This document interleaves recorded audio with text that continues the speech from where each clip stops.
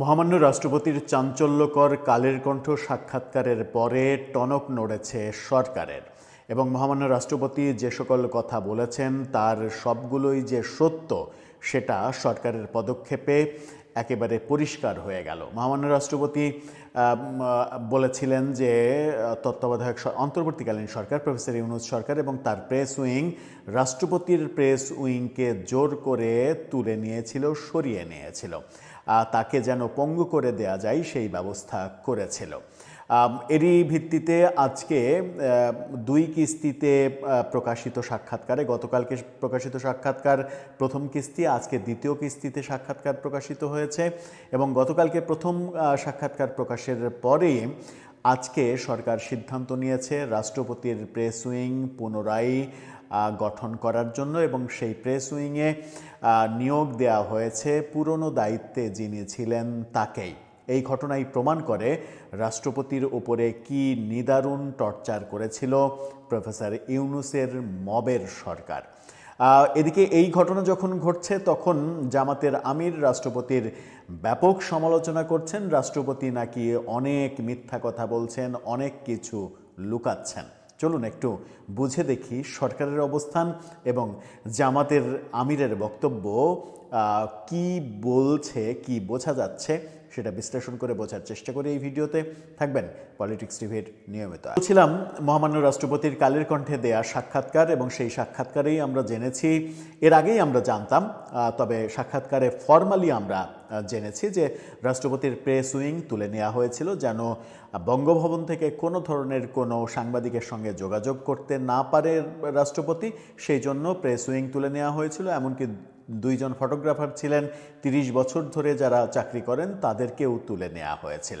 এবার আজকে সরকার, বিএনপি সরকার সিদ্ধান্ত নিয়েছে রাষ্ট্রপতির প্রেস উইং আবার পুনর্গঠন করার। বিডি নিউজ 24 নিশ্চিত করছে খবরটি, তাদের শিরোনাম দেখে নিন। সেখানে বলছে, প্রেস সচিব পেলেন রাষ্ট্রপতি, ফের দায়িত্বে সরওয়ার আলম। রাষ্ট্রপতি শাহাবুদ্দিন এক সাক্ষাৎকারে যেটা বলেছেন, অন্তর্বর্তী সময়েই তাকে প্রেস দপ্তরের সবাইকে তার থেকে তুলে নেওয়া হয়েছিল, বাদ দেওয়া হয়েছিল। এরপর থেকে প্রেস দপ্তরে কেউ ছিলেন না। 1 বছরের বেশি সময় পর আবারও প্রেস সচিব পেলেন মহামান্য রাষ্ট্রপতি। এই দায়িত্বে ফিরিয়ে আনা হয়েছে তথ্য ক্যাডারের সাবেক কর্মকর্তা মোহাম্মদ সরওয়ার আলমকে, যাকে অন্তর্বর্তী সরকার এই দায়িত্ব দেওয়ার কিছুদিন পর বাদও দিয়েছিল। জনপ্রশাসন মন্ত্রণালয় তাকে 1 বছর মেয়াদে রাষ্ট্রপতি মোহাম্মদ শাহাবুদ্দিনের প্রেস সচিব হিসেবে চুক্তিভিত্তিক নিয়োগের আদেশ দিয়েছে। সরওয়ার আলম সচিব হিসেবে 3 বছর আগে অবসরে গিয়েছিলেন। পরে অন্তর্বর্তী সরকার রাষ্ট্রপতির প্রেস সচিব হিসেবে তাকে 2024 সালের 23 ডিসেম্বর 2 বছরের জন্য সচিব পদমর্যাদায় চুক্তিভিত্তিক নিয়োগ দিয়েছিল। পরে আবার সেই নিয়োগ বাতিলও করে দিয়েছিল।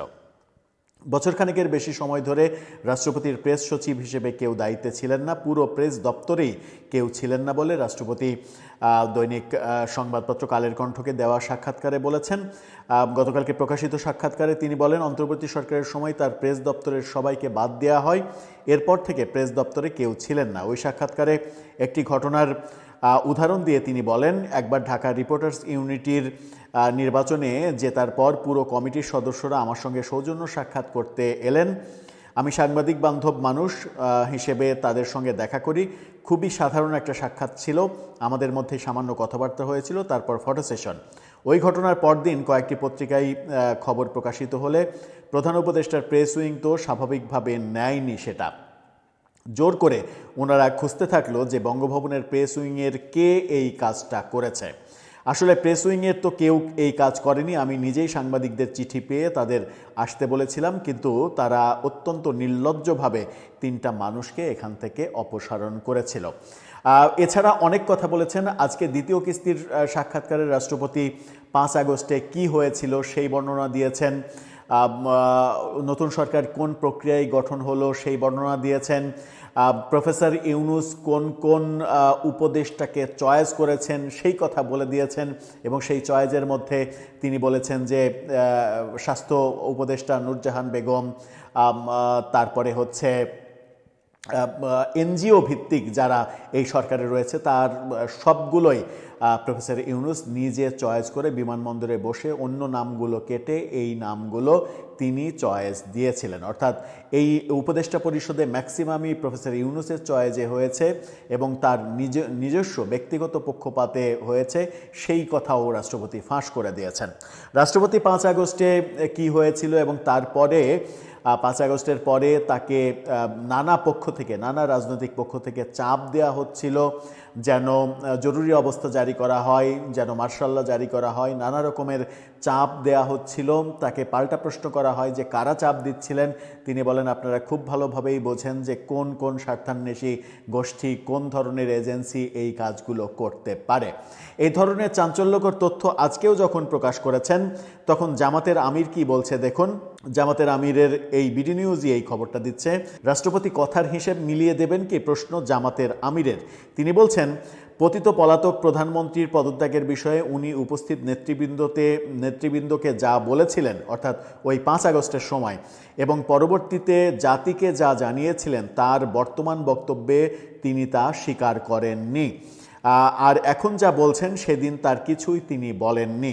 জাতি অবুঝ নয়, রাষ্ট্রের সর্বোচ্চ জায়গা থেকে এরকম আচরণ অগ্রহণযোগ্য। তিনি জামাতের আমির আরও বলেছেন যে 5 আগস্টের প্রেক্ষাপট নিয়ে রাষ্ট্রপতি অনেক কিছুই গোপন করেছেন, অনেক তথ্যই দেননি। জামাতে আমির বলতেই পারেন যে অনেক কিছু গোপন করেছেন। রাষ্ট্রপতি কি কারো কাছে বাধ্য যে সব তথ্য প্রকাশ করতে, কিংবা সব তথ্য গণমাধ্যমকে হুবহু বলতে? কিংবা একজন যখন সাক্ষাৎকার দেন তখন 2 বছর আগে, 1.5 বছর আগে ঘটে যাওয়া সব কিছু হুবহু মানে লাইন বাই লাইন কি কারো মনে থাকে যে মানে সবগুলোই দেয়া হলো কি হলো না সেটা তিনি যাচাই বাছাই করবেন?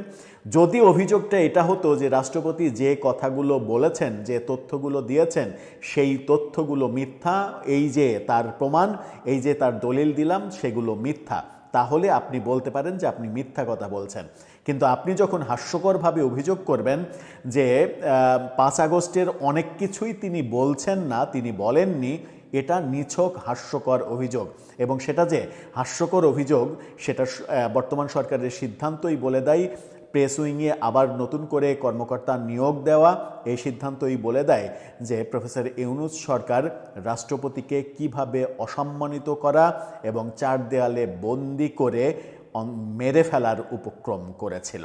দর্শক, আপনার মতামত এই ব্যাপারে জানিয়ে লিখতে